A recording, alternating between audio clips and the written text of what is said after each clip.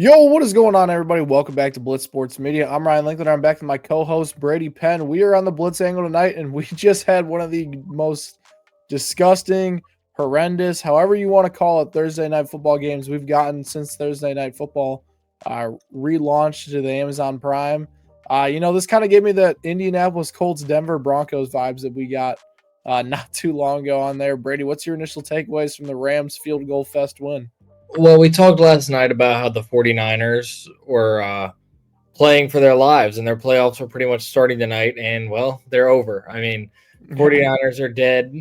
Their best record they can finish with is 9-8 now.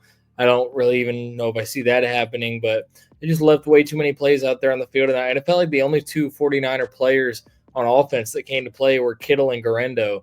Brock Purdy had a terrible game, especially down the field. Deebo Samuel, after his comments, had another poor showing, had a really bad drop. They didn't have Trent Williams. The offensive line was getting beat consistently, and they wasted a really good effort by this defense. Dude, the defense was my takeaway from the 49ers. The defense with Dre Greenlaw looked completely different. They were stopping the run again. The secondary with Hufanga back looked really good, and they were locking down Cooper Kupp and Puka Nacua, even despite the conditions. I know the conditions played a big factor in both offenses struggling in the first half, but in the second half, it didn't matter much. The Rams offense still had a really hard time. I know they had long drives, but they weren't necessarily converting at a very high rate and having chunk plays on offense like they normally do on offense. And we saw Cooper Kupp get held to 0 catches today. I don't know if that's ever happened since Stafford was his quarterback. Cooper Kupp owners, I'm sorry, man. I'm sorry. Yeah, no, Cooper Kupp. Let me just say this right now. Cooper Kupp, Jawan Jennings. I don't know if you started Deebo Samuel, but you shouldn't have. Isaac Garendo, Kyron Williams, Matthew Stafford, Brock Purdy. That's how many duds we had in fantasy football. The only two guys that actually produced were Kittle and Puka, and neither of them necessarily had monster days by any means. So half of Puka's yards came on that one play at the end of the game. So. Yeah, facts. So I'm really sorry for you guys that had to start these must-start guys and got screwed. Trust me, me and Brady got screwed over in some of our leagues. So just ride with it. I'll have all the start and sit for advice for you guys later this week. But let's talk about the 49ers offense. I'm going to start with Deebo Samuel. I've been very critical of Samuel here now for 2 to 3 weeks. Really? That's what you give us after you say you need the ball more? Yeah, you got a wide open touchdown, Brady. He just drops it. And then when he does get the ball, it's horrible. I wonder what his yards per catch were today and his yards per carry, but it had to have been under 4 because every time he caught the ball, he went right down, and his average depth of target was not very good either. And the 49ers made it very clear they wanted to get him involved. He had so many targets and opportunities to dominate in the first half, but Deebo Samuel is washed. He is not the same player he once was, and he is not going to be back with the 49ers next year. I can't see a future with Deebo Samuel being on the 49ers and you have to pay Brock Purdy a massive contract. So I think we're watching Deebo Samuel's time as a San Francisco 49er coming to a close. I'm so tempted to name a spot as a potential Deebo destination, but I don't know. Steeler. They're cluttered. That's not what I was thinking, but this team is cluttered. Probably won't do it, but he has some ties to the head coach. What if Mike McDaniel is able to turn around Deebo Samuel? Oh, they have so many other needs, though. Deebo's still going to be like, oh, I want $20 million. I'm still that guy. I was just in my head trying to go through some guys from that Shanahan coaching tree, and I don't think the Texans, even though D'Amico's a defensive guy, I don't think the Texans really make a lot of sense. They already have their receiver lineup pretty much set, but I could see the Steelers, and I think it would be a bad move. Honestly, that's your two main receivers in Pickens and Pickens and Deebo, rather, are two guys that cannot separate down the field, and that does not make a recipe for success, in my opinion, but we'll see. Let's talk about the Rams a little bit, though, tonight and the performance they had. Obviously not quite the barn burner performance that they had a couple of days ago on Sunday. It's a short week, going on the road, you're playing in the rain, and they made the plays necessary that they needed to. Matthew Stafford had a really, really bad first half, but then he really reeled it in the second half. I think he finished 9 of his last 10. He was 7 of 17, and he finished, I think, 16 of 27, I believe. So 9 of his last 10, and neither quarterback really hit a big throw all night until Stafford on that second-to-last Rams drive hit Puka Nacua deep down the field on a post after he cooked Charvarius Ward, who you were critical of last night. He got caught sleeping in that off-man coverage, outside leverage, and Puka just hit the jets on him. It was able to make a big play, and it was enough to get the victory. I think Kyron Williams also played a really solid game tonight, and Kyron, I believe he did not get in the end zone tonight, did he? It was all No, he did not. all field goals. This is like the first time in a long time that we haven't seen Kyron Williams get into the end zone. But I think he had a really good game, and I think it was kind of just slow, short little jabs throughout the night, but it was effective, and it was really the best source of offense for this Rams team tonight. Now they sit at 8-6 with the Jets and Cardinals coming up. They could be sitting 10-6 and control their own destiny heading into that Seattle game, if Seattle is even sitting at that record or going into that game. So we'll see, but the Rams are definitely in a lot better spot than we thought they would be. All of a sudden, they have won 7 of their last 9 games, Ryan. Yeah, the Rams, it's that young defense that honestly carried them today. And honestly, they should have won that. They should have won that Miami debacle on Monday Night Football. I know. If they won that Miami game, they'd be sitting in a great position right now. And I mean, the defense, I said this on the show yesterday. I said the defense actually played better than people thought against the Bills. I know the score didn't look like it, but defense did not play horrible against the Bills.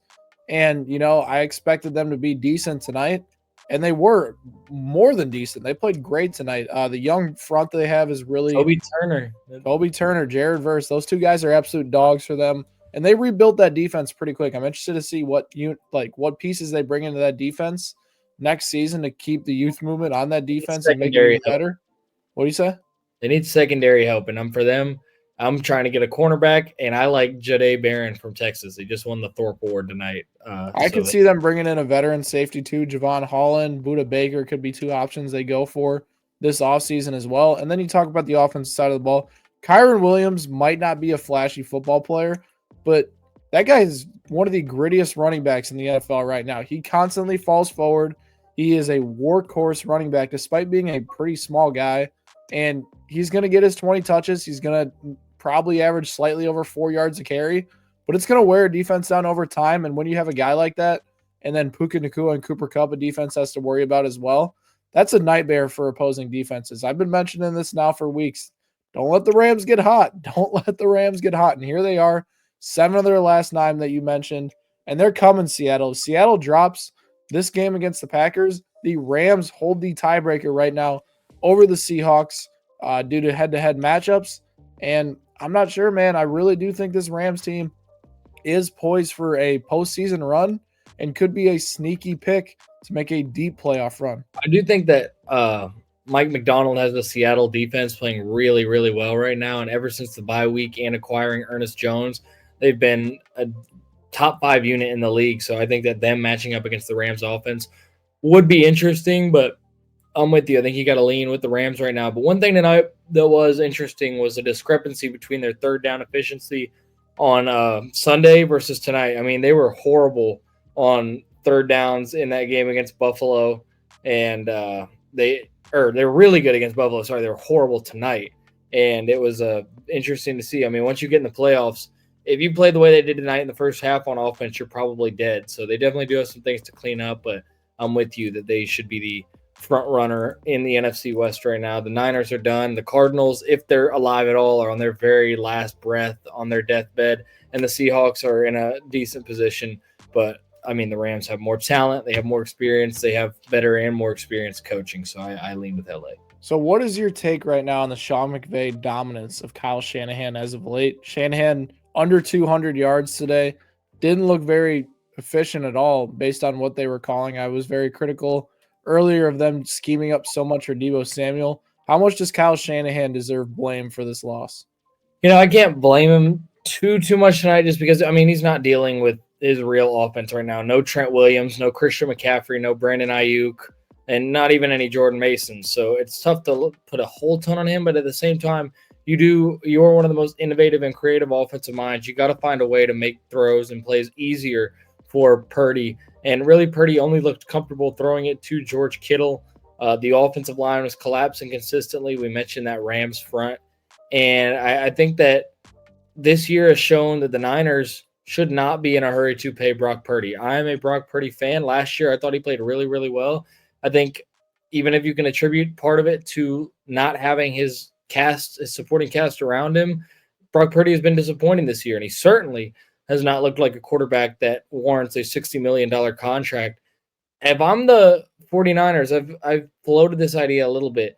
If Brock Purdy comes to me and says he even wants $50 million a year, I'm looking somewhere else for a quarterback. You've seen Kyle Shanahan succeed with multiple quarterbacks. You saw him plug in Purdy, who was Mr. Irrelevant. I do think Purdy's a good football player. We saw him win with Jimmy G. We have seen Kyle Shanahan's offense be very translatable and very quarterback friendly for pretty much everybody not named Trey Lance, honestly.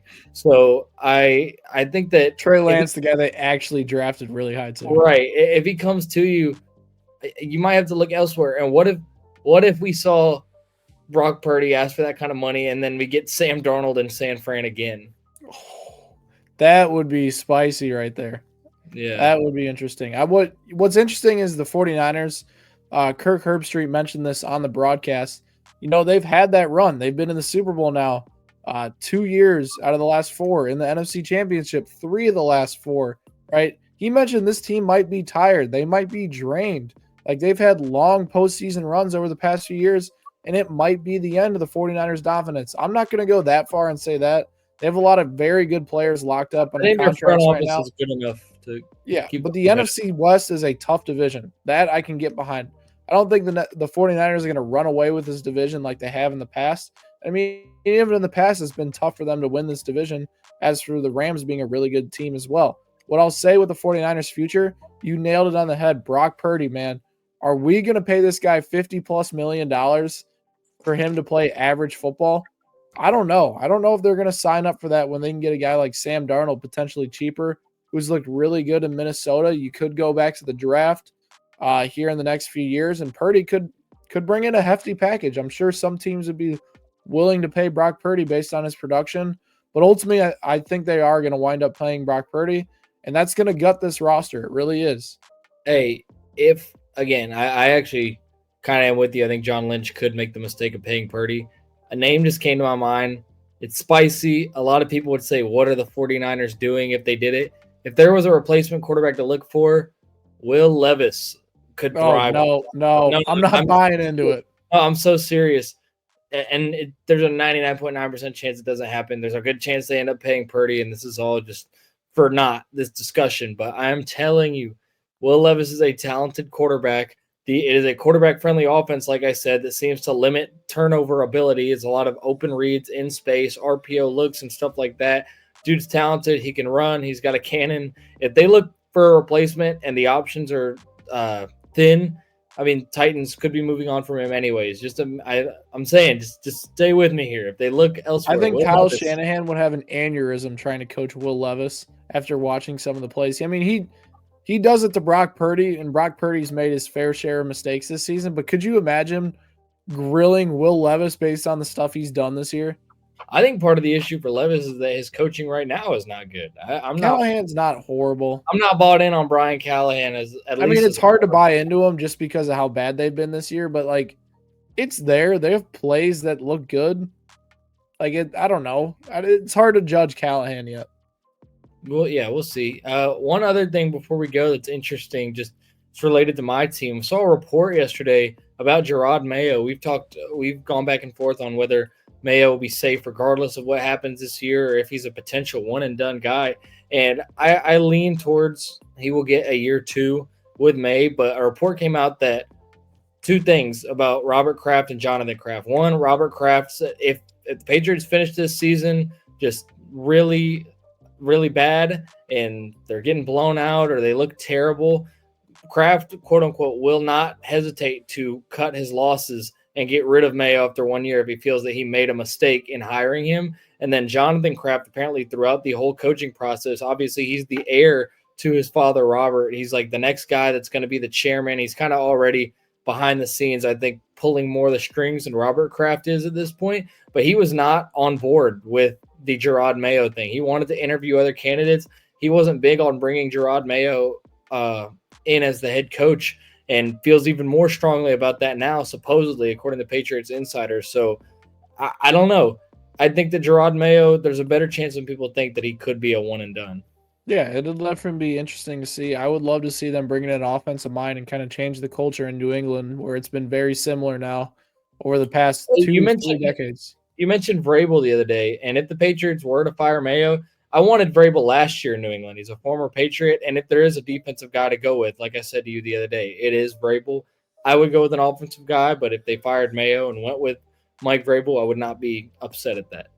100%, 100%. Well, hey, we'll catch you guys for our NFL prediction show dropping Saturday morning for you guys. We'll have all the game breakdowns, any sort of betting advice you guys need in those games for who you guys are taking. Drop a comment what you guys thought of the 49ers and Rams game on Thursday night. Hit that subscribe button for more Blitz Sports media content, and we'll catch you guys next time.